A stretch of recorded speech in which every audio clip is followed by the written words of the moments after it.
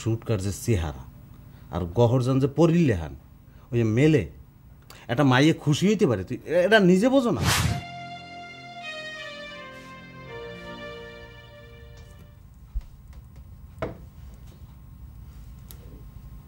আচ্ছা হিরু, তোর একটা কথা জিজ্ঞাম।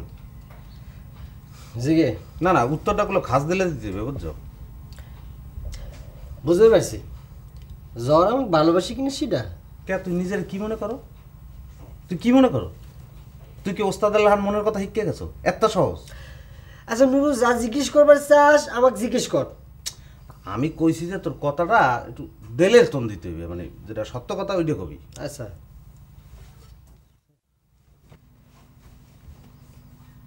শুটকার লগে যে গহরজানের বিয়ে হয়েছে, তোর কি মনে হয় গহরজান সুখে আছে?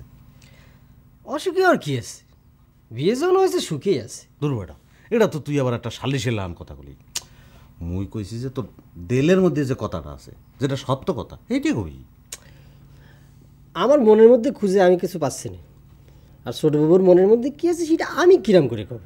ওরে বেটা, মানুষের মুখ দেখে বোঝন যায় না? মুখ দেখে আমার ভালোই ঠেকতেছে, তার হাসি খুশিতে আছে, ভালো আছে। তুমি বুঝছো আমার গন্ডাটা?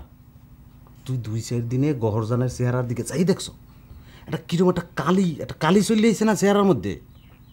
ওরে বেড়া, মনের কষ্ট বউয়ের মধ্যে চাইপে রাখছে, বুঝো? আমি তো শুনবার যে আবার সিনেমা দেখবার যাওয়ার আছে। ওর বেড়া, ওগুলো আসলে কিছুই না। তুই যদি কেউ না কও তাহলে তোর একটা কথা আমি কইতে পারি। আমাকে ঠাকা পড়েছে যে তোর কথা মানুষে কয়ে বেড়াবো। গহরজানের লগে তোমার কথা হইছে কি? ওরে বেড়া, মোরে ধরিয়ে যে কান্দাকাটি করলো তা তো কি কয় জানো? কি কয়? মোরা বলে আরে জোর করে ধরিয়ে একটা অসুখের রুগীর লগে বিয়া দিছি। মোরা বলে আর সর্বনাশ করছি। আরে এখন বোঝো যে কি সুখে আছে গহরজান, বুঝছো? কি জানি, এসব কথা তোর মুখ থেকেই শুনি, আর তো কেউ কয় না। জানোস না কি, তুমি ওর কথা বিশ্বাস করো না? না না, তুই জিনিসটা বাস্তবের লাগে যদি একটু মিলাও, শুটকার যে চেহারা আর গহরজান যে পরিলেহান ওই যে মেলে একটা মাইয়ে খুশি হইতে পারে, তুই এটা নিজে বোঝো না? আচ্ছা নুরু, তুই এই কথা নিয়ে এরকম পেশাচ্ছিস কি জন্যে?